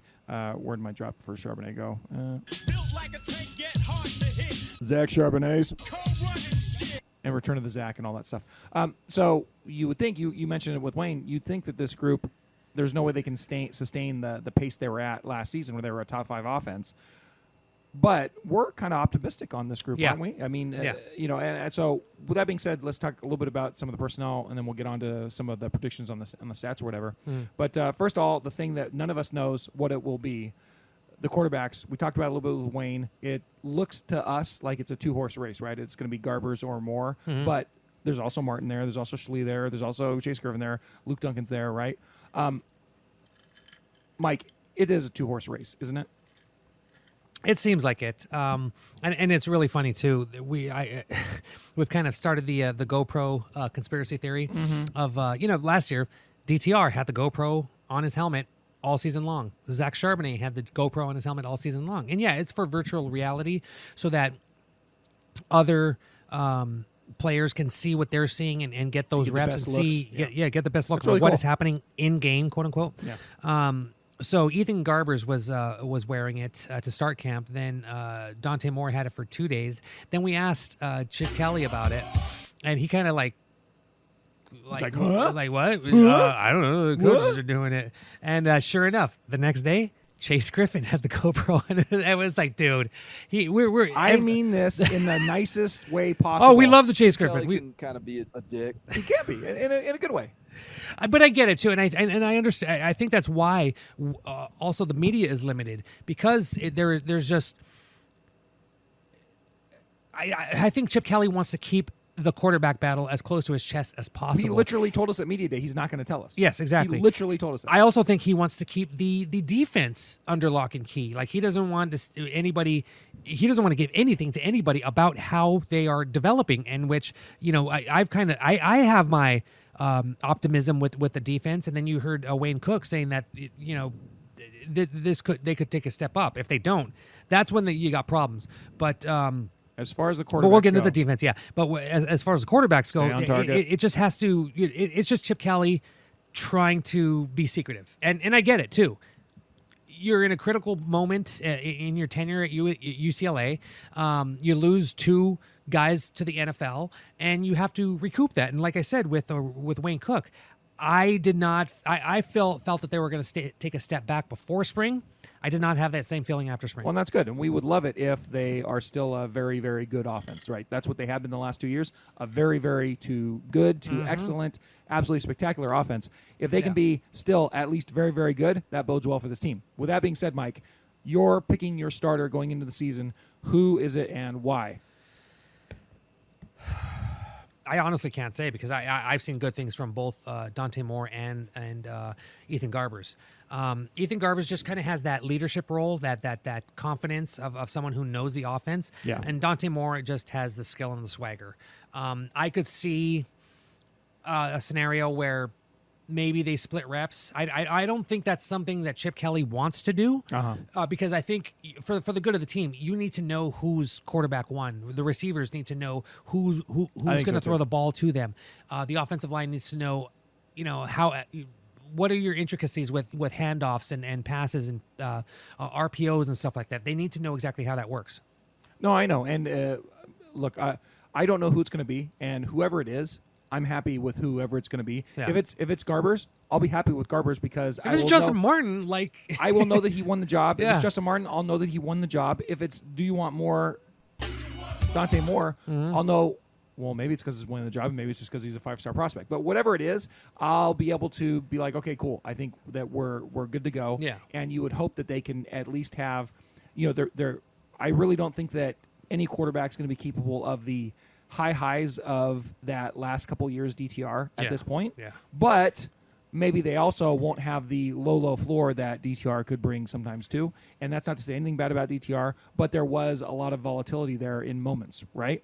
And look, I'd rather have I wish DTR had another season of eligibility with this team. I'd love to see that. Can you again. imagine? But we don't. We can't. We can't. New Year's Eve 6, baby. Yeah. Whoever it is, I'm hoping that they will allow this team to be as good as we think it can be, which is pretty darn good. Now, with that being said, moving on to the offensive line, they are replacing a lot of dudes on the offensive line as well. Yeah. Like we talked about how, they're losing Zach and DTR, but they're also losing both their tackles and in their center, right? Yeah. And the guys they have coming in are guys that, are unproven, at least for the Bruins. However, when you look at how well the Bruins have been able to reform their offensive lines from year to year to year, we've been saying this for 3 years straight. Oh my gosh, they lost all these guys. How can they possibly keep it going? Oh my gosh, Justin Fry went to Ohio State, Mike's BFF. How are they going to keep this going with Almost Tim for life. Derevno? Tim Derevno just lost all these starters from 2021. How's he going to keep it going in 2022? Yeah. And now the same thing for 2023. I'm at the point now where, look, they got a guy in Spencer Holstege. We talked about this with Wayne, but they got a guy in Holstege who's got Division I experience. Wiley has Division I experience, and apparently he's a guy that Colorado didn't want to lose, and that's good enough for me. And then Kadira Kunta is a guy that's got a lot of college experience, and he's a big, ginormous dude. And then the guys that they already have in-house, I just, with Duke, I don't want to, they sent Duke to Media Day for goodness sake, and that's not for no reason at all, right? So I'm just going to take it on faith that the Bruins will have a decent enough offensive line to at least maintain the standard that they've had, and I'll go from there. Now, if it turns out not to be that way, and these guys aren't as good as the last couple of years, well, then I think in large part that could be a really rough thing for the Bruins because it's a cascading effect. Now, all of a sudden, your running backs, your Hardens and your Carson Steeles, and your quarterbacks, whoever it is, aren't getting the time they want, aren't getting the holes that they need, and like the offense is going to cave inward from there. It starts with the offensive line for sure, but Mike, do you agree that after 5 years, one of the few undeniable truths and one of the few things where Chip Kelly probably deserves to get a lot of credit until proven otherwise is his ability to manufacture a good offensive line under his, in his system? Yeah, exactly. I mean, and that has to be the core of his system too, because especially with all of these weird formations that he puts out, and me or whatever reporters are there, we sometimes ask, especially the new guys like Carson Steele. I asked him about it. The tight end from Oregon, Mataveo. There was another one. I was like, what are your thoughts on how Chip Kelly puts together these plays? I think it was Colin Schlee. I asked him the same Maliki thing too. Mataveo. And they were all like, it is something I've never seen before. And all of them say it's very professionally run. It's like an NFL team. We heard that from Wayne too. Yeah. And it goes above and beyond. Yeah. And so there is a level of difficulty that these new players really have to grasp. But I also think Chip is that good of a teacher that he will explain along with his coaching staff, explain in multiple ways how to get it done. And when you talk about like the depth that they have, we're thinking that the starters are Kunta, Holstage, Clemens, Wiley, DeGiorgio across the line, right? Is that what we think? Who's the right tackle going to be? Yeah, from left tackle to right tackle, Kunta, Holstage, Clemens, Wiley, and DeGiorgio. Yeah. Okay. So with that being said, we might be a little bit worried about depth, but if Bruno Fina is going to be able to play, he should be able to play this year, right? I mean, this guy's a junior. Yeah. You talk about the same thing with Josh Carlin. Like, we think he can play. I think we agree with that. And then Siale Tapaki, he's a redshirt senior, for goodness sakes. Coming off an injury. You have to ease in. But it's like they do have guys that can play. Now, obviously, if your line gets decimated, you have 3, 4, 5 injuries. Yeah. Everybody's screwed at that point. But... And they will eventually. I mean, that's just football. But I think that hopefully the Bruins can manufacture a good offensive line this year. And if they do, then I still think the sky's the limit for the offense. Now, what is the skill to that offense? We already talked a little bit about a quarterback. We also need to talk about probably the bright spot for the Bruins heading into the season. The point of most optimism is the receiver group, because it just seems like they're so darn loaded. Dear God, to the point to where we're even looking at the very talented tight end group as kind of an afterthought. But Mike, just deal with the receivers first. Number one, you have the transfer guys that I am super excited to see, and that's Sturdivant and Ford, along with guys that had already been there, like Brown, Keegan Jones kind of getting converted, and then Logan Loya, Titus Mokia Atamalala. Thank you. Sorry, Titus. And he was balling out at the end of last year, for goodness sakes. And Kim Brown had his moments too. So it's like there's so much to go on here. And we're all just, I know we're all pumped to see Sturdivant. I know I am super pumped to see Ford. And then we didn't even mention Pagan yet. So, I mean, they have so many receivers. You hope that there's enough balls to be thrown around for all these guys so they can all have an impact to one degree or another. Yeah. But, Mike, who are you most excited to see, do you think? Obviously, the two transfers, but... And those are solid transfers. I want to get back to them. But also, I even before this, I was very excited to see what Cam Brown can do. I thought he had some really good moments last year, and I think he's just going to be an absolute stud this year. Logan Loya, fast, smaller, not that much smaller, but he's a guy that has been in the system for quite a while, and I think he's going to be able to do some very good things for the Bruins. We talked to Mataveo today, I believe it was, and he said I asked him about the how did I frame my question? I think it was in regards to like maybe the tight ends took a step back, but they're still in it. Especially with the way that Chip Kelly uses tight ends, and he goes. Chip Kelly, he's just going to make a plan for all of us. Like, everybody eats. That's the thing that I caught. Is like, everybody eats. Like, everybody's... Mataveo. Oh, that's I think it was Mataveo. And that just, like, that kind of clicked for me. I was like, that kind of seems like that could happen because they have so many weapons everywhere. Well, I'll tell you, we talked to Wayne about that very thing. It's like, is the ball going to get spread around? Will they have a guy that's like a super alpha? And I think that for this offense to be as healthy as it needs to be, and a very good sign will be if everybody is eating. And if something's going to go wrong, it could be that, like I said, if the offensive line doesn't turn out to be as good as it needs to be, and now everybody can't eat, or if one guy gets favored over the group, like it might be good in the moment for the Bruins, but which, I mean, in the long run, like I thought that it was a very healthy offense atmosphere. by committee. Well, I mean, that's how it has to be, right? Yeah. But I think that would be very nice if everyone can eat. So that should be the goal, and hopefully they all get to. Yeah, and I'm sure from game to game, you can exploit if you see a team that has like a really weak, guard center combo or whatnot. Why are you not going to throw Carson Steele at them all game long and then follow that up with Harden and then Yankoff and just go right at that point? Like that, I could see. Like if there's a weakness, if there's a weak link, you got to bust through it. But I could see where some guys will maybe get more reps than others in certain games just because of how they game plan.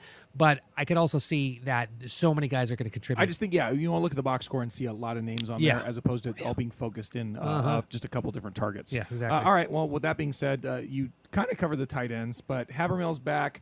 Carson Ryan's there. Maliki Mataveo, as you said. Jack Peterson is also listed on there. But I do wonder how much you can feature the tight end as we have the last few years with all of the talent they have receivers, and will there be more receiver sets than there have been in the past for the Bruins? Not to say like the formations and all that stuff have been widely varied. Just look at all the work that Osgood had put in over the years in the Chip Kelly era, and all the different things that Chip has done. Some more successful than others, but certainly widely varied. And if the mission is for Kelly not just to have a productive offense, but an offense that spreads the ball around, I'm curious to see what we're going to see that is a little different than what we've seen up to this point, because there is a different distribution of skill talent on this team as opposed to years past, I think. Yeah. But it's kind of, the tide seems to be rising all around. So hopefully that tide raises up all the boats, and we enjoy that with the Bruin offense. Now, the last group we have to talk about is, of course, the running backs. And even though you're losing return of the Zach, it's very sad he's not returning, but he's not. We had reason at the end of last season for some optimism when we saw TJ Harden out there. Yeah. And then in the offseason, we got quite a news bulletin when this man showed up. Gonna be using that drop My year Magic long. Man, Carson Steele. I cannot wait to see him out there. And by the way, I'm a big TJ Harden fan as well, but I'm certainly, picking out Carson as my guy, and I'm hoping that comes to fruition. But that's in addition to a bunch of other guys that they got. Colson Yankoff, we don't want to undersell him, as Wayne said. It seems like every time he gets the ball, he falls forward for 4.5 yards. Yeah, so it's tall guy. You can't go wrong. And we haven't even gotten halfway through the depth chart. So, there's a lot of dudes out there that can contribute. And it's even after you sent Mr. Jones to the wide receivers. We're going to hear from Keegan Jones, too, I'm sure, is like in a Felton-like role, right? Yeah. So the running backs, that's I think once again going to be the core of this team. You look at Kelly when the Bruins were absolutely dreadful in year 1 and 2, and the bright spot of bright spots was Josh freaking Kelly. And then you look at when they improved dramatically in the last few years, and the bright spots were guys like Britton Brown, what can Brown do for you, and return of the Zach Charbonnet, built like a train. Zach Charbonnet's. And it's like, what are we going to do now that you have kind of a backfield like where there's no true standout, but a lot of guys that show a lot of promise? Yeah. We know who, I don't know, Mike. It has become sort of viral. I'm not going to wax on about Steele anymore. But you were sharing with me the new nickname for these guys, at least for the guys that we peg as the top two guys. Yeah. Sorry, Colson's kind of left out of the nickname. But what is the new nickname for the combo of TJ Harden and Carson Steele? This is pretty solid. Harden Steele. I definitely like that. That's like some raunchy buddy cop movie from the 80s or something like it that. absolutely is. It absolutely is. You need to get them posing on like a movie picture type of thing. Get the alligator in the picture. Thanks, officer. Yeah. No problem. How can I pay you back? Yeah. We should have TJ Harden dress up like TJ Hooker and then Oh, get dear Carson God. Steele in like some sort of 70s leisure suit with an alligator on a leash. Oh, that and we got it, dude, That's that'd it be right hot there. with a leather trench coat. Oh my God! Come on! I think we need to have this poster done. But you bring a good point because it's like, both of those running backs are getting most of the attention, but this is a huge running back depth chart. Like they have 1, 2, 3, 4, 5. On the Bro depth chart, we have 6 guys in order. It's Harden, Steele, Yankoff, Atkins, Merle, and Isaiah Carlson. Everyone except for Deshaun is over Country 6'1". Strong. Deshaun? Yeah, Morale? Country Strong. Country Strong, yes. All of them are over 6'1". Everyone is over 200 pounds. We have 1, 2, 3, 4 people that are over 225 pounds.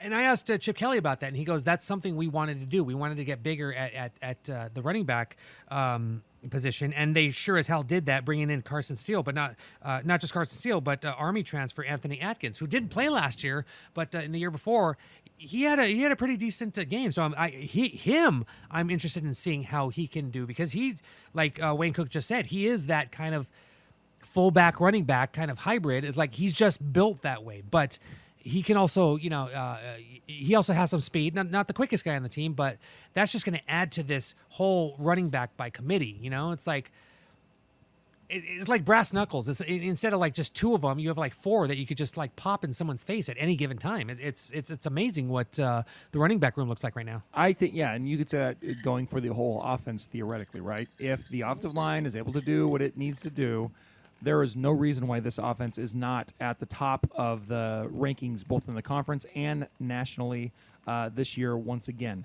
In 2022, last year, of course, this offense just nationally was top 8 in scoring offense.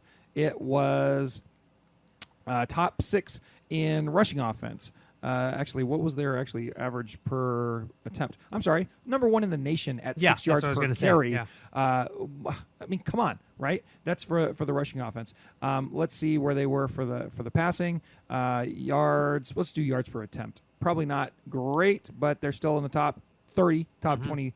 They're number 27 at 8.2. That's a high in the Chip Kelly era last year with the passing yards. And last but not least, we talk about total offense. Once again, 5th in the country at over 7 yards per play. So this is not an offense that, if things go right, we're going to be talking about as being one of the better ones in the conference, even though it will be one of the better ones in the conference because there's a lot of really good offenses in the Pac-12. Yeah. But it's like the Pac-12, if you're good in the Pac-12, you're definitely good nationally because there's so many good offenses in the Pac-12. Yeah.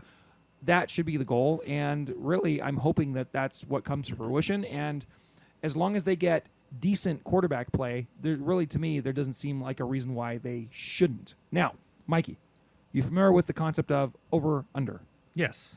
I have a few over-unders for you, and we'll give some context of what we've done in the Chip Kelly era.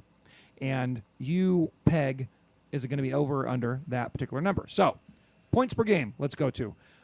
Just consecutively in years from 2018, Chip Kelly's teams averaged, in year 1, 24.6, year 2, 26.7, year 3, 35.4, year 4, 36.5, and year 5, 39.2. Now, Mike wrote a nice article on for Bro, where he's breaking down how the statistics have gone in the Chip Kelly era, and it's available on there. He did an offensive article and a defensive article, and one of the most striking stats was that the points have just gone up and up and up since Kelly's got there. Yeah.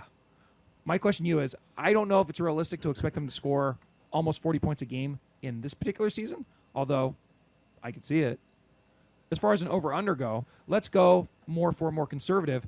Can they maintain the pace they have been on for the last 3 years? Can they average at least 35 points a game in 2023? Over or under 35 points a game? Mikey. Over. I would say it would be under 39, what they did last year, but definitely over. They're over 35. 35 points. 35. Yeah. And I think, right, my cup overfloweth. Right now it's running low on whiskey, but my optimism overfloweth. I see what you did there. And I think that, I think the Bruins should be at least 35 points per game. And if things are going right for them, they will. And then you also have to bake into this question, what kind of defenses are they going to be facing? Yeah. I think Utah will be a very tough defense. Oregon State is Yeah. going to take a huge step back on defense. You figure SC I is think going it's to going be. to take a huge step back. I think Oregon it's- State's defense will take a step back. Their Yeah. offense will take a step forward. So with that being said, I mean the tough defenses UCLA will probably certainly face are going to be SDSU probably is going to be pretty good. They were top 20 last year. Utah will almost certainly be better than the team that they played this last year, and Utah will be motivated and at home. So I'm really kind of concerned about the Utah defense. And then to me, the question marks are Oregon State was good last year. Will they be as good this year? I don't know. And then SC could be vastly improved considering they got a bunch of guys in the transfer portal. Other than that, defensively, there's not anyone on the schedule that really frightens me. So that's another reason I think to be bullish on the Bruin offense. They should have some games where they can pretty much, as long as the requisites are there, like the offensive line is pretty decent, then it should be nowhere but up. All right, get into a couple other stat categories. Let's go to the running game, Mike.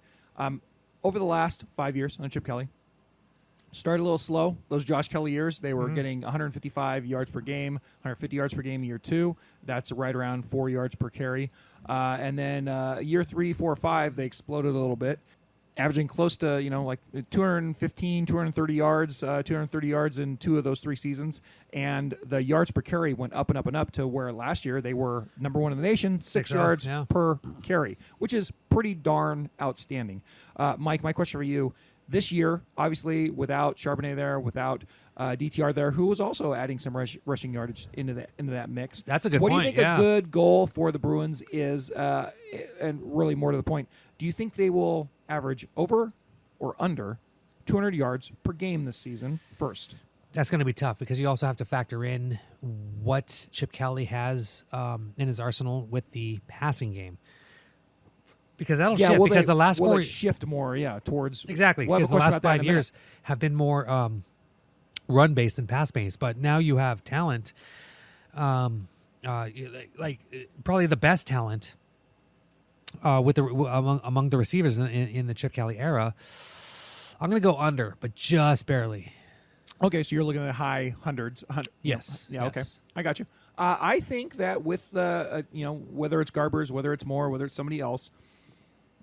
I think that while the strength of this team, they have so much talent with the receivers, they're still going to lean into the identity of a Chip Kelly team, and that is mashing you up on the ground until you are vulnerable and then killing you through the air. Now, whether that killing you through the air is over the middle, as has been previously, or on the edges now because we have these new shiny toys to deal with, that's up for debate. But I'm saying over that 200 yards.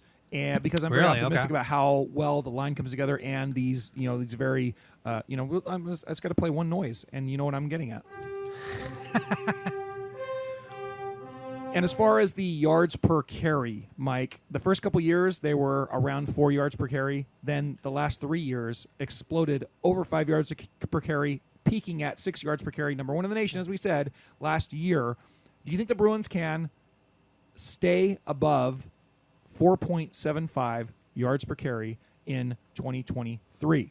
Definitely, because I think they'll just go below 200 yards per game, and that's obviously going to be affected by the per carry number. You think they'll be efficient? They just won't run as much, is what you're getting at. Yeah, exactly. I got you. Yeah, and obviously I'm saying they're going to be over 200 yards. Yeah, and I think they will be able to maintain a high standard of at least. I think they'll go over 4.75. I think they're going to be over 5 yards a carry again. I hope. Fingers crossed. So we'll see how they do, though. Yeah. In the passing game, Mike, let's see how you think the stats are going to balance out. Chip Kelly, his teams, the passing, just gross yards, 238 the first season, 256 the second season, 224 the third season, 226 the fourth season, and 266 last year. So that's all within the 225 to 250th range, a little bit above, a little bit below. But more importantly, the yards per attempt has gone up and up and up all 5 years. 7.1 to 7.2 to 7.9 to 8.1, peaking at 8.2 last season. Okay? I think we both agree that they're probably going to pass a little bit more this year just because of all the weapons. Yeah. Will that put them in a different balance, like run versus pass? I don't know. But I am curious to see if the yards per attempt maintains that high level And I'm curious to see if it manifests itself into more passing yards or just like the passing yard stays about the same, but the yards per attempt continues to go up. Yeah. I don't know. Mike, based on how optimistic we are about the passing game, do you think they will average over or under 250 yards through the air this season? Now, I'd like to remind you, you said they're going to be under 200 on the running game. So to get to these gaudy 450 to 500 yards per game that They would think have they're going to to, have, yeah. they're going to have to. Yeah. So maybe I answered your own question for you. I'm sorry, Mike. Which, yeah, no, I think they're going to go over. Over 250. Yes. All right. Yes. And I think I would agree with you. I guess I think they're going to be bonkers with the passing, but I think it's going to be right around 250. I think that's going to stay about the same. I think the yards per attempt is going to go up, but I'm curious to see. It just won't have a serious decline. I mean, how can you? Like with oh god, it's so. Well, I just imagine a lot of big plays. A lot of big plays from the like the running game's going to just be mashing you and mashing you and mashing you, and all of a sudden, oh my gosh, over the top, there's Kyle Ford. Oh my gosh, Sturdivant just ran past somebody. Oh my gosh, that's what I'm envisioning. Let's hope it comes to fruition. We'll see. We shall see. All right. As far as the balance of the offense, though, Mike, okay, it's actually been pretty consistent through the Chip Kelly era to a degree. The run versus pass, okay? Year one under Kelly, they ran it 53% of the time. Year two, 54% of the time. Year three and year four, both 61% of the time they ran it. So big tilt there. And then last year, DTR's final year, back down to 55% run, 45% passing. Okay. With breaking into relatively new quarterbacks, no matter who starts, it's going to be somebody without a lot of reps in this system. Yeah. Garbus has the most, and then everybody else is down from there, right? Do you think in 2023 they will be over or under passing the ball 45% of the time? What was last year? Last year That was was 45, right? 45%. So will that go up or down?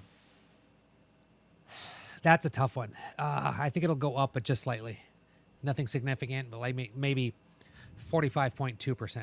It is funny if it does. Okay, so you think it's going to kind of maintain the status quo? Yeah, pretty it's much. funny when you look at like the most that they passed was in the first 2 years of Kelly, but I think a lot of that could be explained by they sucked really bad, and so a lot of those scripts got knocked out of balance. Yeah, it's like okay, God, it's 3rd and 27. Kind of have to pass here. I feel like that 39, 39, 45 is really more in the sweet spot of where Kelly wants to be it. So I kind of feel like that over-under of 45 is like perfect. And you're saying yourself, Mike, you think it's going to be right around that 45 as well. Yeah. So I think that's probably where the number is. Yeah. All right, very good. Last but not least, we're going to talk about the offensive line. Year one, we're just going to go sacks allowed. Okay. Because that was a big point of contention the first couple of years of Kelly. And then it got remarkably good. And guess what? You haven't heard anybody talking about, how much DTR gets sacked or whatever the last couple of years. Oh, you turned you know the why? ball over again. Yeah, well, he did turn the ball over a lot. But, whatever. US. Sacks allowed. Okay? Mm-hmm. Year one, 32. That was a 2.7 per game sack rate. Damn. Year two, 3.1 sacks per game for 37 sacks. That was the worst of the Kelly era. That's a lot of sacks. But then after that, in the COVID year, they only allowed 1.7 sacks per game. 2021, 1.9 sacks per game. And last year, the best under Kelly, only 1.5 sacks per game. Okay. And I would like to remind you that DTR, as a habit, generally walked himself into a sack at least once per game. So I think the offensive line's grade needs to be adjusted for that, too. Yeah. So, with that being said, we've been very impressed with how well the offensive line has developed over the years. Yeah. And we think, me and you, think that we have confidence that this is going to be a pretty good offensive line. We hope, even though there's a lot of unknowns. Do you think that this offensive line can maintain the standard of keeping whatever quarterback's back there, whether it's Garbers or do you want more, or the Schleister on a special package or whatever, Justin Martin, who knows? Do you think they can stay under 2 sacks per game? Yeah. I'm going with the under. That's good. Yeah. And why? Because you have a lot of confidence or what? That and like you brought up a good point. DTR kind of put himself in those positions. I think he's going to prove right from there. Yeah, exactly. I mean, Martin, Moore, they can scramble. Garbers can scramble. But that was DTR's gift. When something breaks down, he just rolls out or ducks out or manages. He got better to, at that the older he got as well. Yeah, exactly. Although there were occasional, like we just said, there were occasional times where he just backed himself into a corner and he would just drop. Well, years 1 and 2, he would literally run backwards. Yeah. And that goes with the inexperience of not having that many reps at quarterback. And you saw by the end of it, he was much better, much more polished, and that's why they had a record low sack rate, because it was much more honest for the offensive line to have to deal with that. I tend to agree with you, Mike, and we already heard from Wayne about how great the footwork was on just this group of quarterbacks as a group. And so you would think that would allow them to have fewer unforced errors, right? Mm-hmm. And I'm really looking forward to that. Okay, so we're going to put some of these up as polls, I think, on the What's Bruin Twitter feed. So if you see those come out, follow us at whatsbruinshow.com. No, at What's Bruin Show on Twitter. Mm-hmm. And vote in those polls because we'd like to hear what you think about these over-unders. Yes. All right. Mikey, Hmm? what's brewing with you? What's brewing with you? You ask me. What's brewing with me? Yeah. What's brewing with you? What's brewing with me? What's brewing with you? Mikey, what's brewing with you? Same thing as last week, just getting ready for Start football. school? Just all football. Did today on this Monday. And that was good, just to get right back into it. Cause Traffic it's like, sucks. Yeah, it sucks, but so does just staying at home and doing nothing. Oh. Like, I just have to be doing something all the time. And even though I got a few days to rest, even those days I was like, what should I do today? But then there were a few days I was like, don't do anything. Just chill out. Just relax. So yeah, I haven't really done a whole lot, but I'm kind of like thinking about like the fall. Like there are so many good shows, and Ladytron is coming to the Belasco, and it's so bizarre because and this makes sense because someone told me that there are different tiers at the Belasco. I've never been there. I want to check this place out. This It's is right really in the cool. heart of downtown. It's really cool. That there were like 3 areas, and there were like Nice VIPs and all that. And I was wondering, I was like, why the hell are there 3 different prices? Like, what the hell's going on? Didn't say that there's the general admission, and there's the mid tier, and then there's like the VIP up at the Do you top get where any you have special benches. perks as a DJ type of guy? Well, that's the thing. I want to take my kids to it. So if I did, like, I could get in there and go interview the band, possibly take photos and all that, get media credentials. But I actually want to go as a fan and definitely take my kids. So that's something I'm looking forward to doing. But yeah, just so many good shows coming up. And still thinking about that one festival in Huntington Beach, that 80s kind of like indie one with. I'm on the freaking wait list. Dear God. You tried for it? Yes. Nice. That's one of the Cardigans, right? Go, yeah, Yeah. dude. On SC UCLA Day? Yeah. Yeah. Go see if you can apply for media credentials. Oh, I should. Just go on the website, look for media. Just see what happens. Roll those dice. All right, Mikey. I'm going to. Thank you. I can't because that is the day of the USC UCLA game, so I'm kind of stuck. But yeah, that's just trying to integrate my personal life with this football life. Already thinking about God damn, dude, we're going to be in the last quarter of the year in a few weeks. That's crazy to me already. No, sorry. Last third. Last 4 months was September. But yeah, just trying to I don't know, just have some kind of social life and not bog myself down with all football all the time. So that just that's always a balance. Just trying to do some It's tough. do some good stuff this fall. Jake, what's brewing with you? Nothing other than, as I mentioned earlier, I just came back from Berkeley, moving Megan up there. Mm-hmm. My mom, the number one supporter of the show, Sandy Merrifield, went up there with us. Megan drove up to Berkeley for the first time on her own with my mom in the car, and she was able to do the drive. Took her car up there. We got her an apartment up there. My mom and I spent all day Saturday and Sunday pretty much redecorating and getting stuff fixed in said apartment because, of course, when you go to a university and the college apartments that are next to there, you pay an arm and a leg for them, and they are in piss poor shape. So that's always a joy. Yay. So we had to fix some stuff, put some stuff up. But Megan has the swaggiest setup of any college student that I know. Like she's got a TV and her, her vintage gaming machines, not just her new Nintendo Switch. She's got a GameCube and a Super Nintendo and a record player and 2 sweet speakers. And she's got a little studio apartment there. And yeah, she's coolest sophomore set ever. up. Yeah, that's right. So hopefully she's going to have a great year up there. I think that she's set up for that. She's joining the Cal Band, as I mentioned earlier. Yeah. And this week she's going through this training where she has to be there like 10 hours a day to be an ambassador for the school for new students. Oh wow, nice. Which is fun. So she's already off and running. So yeah. we'll see when how does she school? does. When does She starts school the week after next, right? But the new freshmen, they're on the quarter system. The freshmen come in. They're on the semester system. Yeah. The freshmen come in this next week. Okay. So that's what she's doing on this training. Nice. So real proud of her, and can't wait to go up and see her again. I believe at the very worst, the next time we'll be in the Bay Area might be when you're in the Bay Area too, Mike, because we might be all going to the Stanford game. Yeah. So if you happen to be going to the Stanford game, let us know, because maybe we do some sort of meetup up there. Yeah. For anybody going to the last. We have to figure out San weekender, Diego, Mike. Yeah. The last weekender ever. Uh-huh.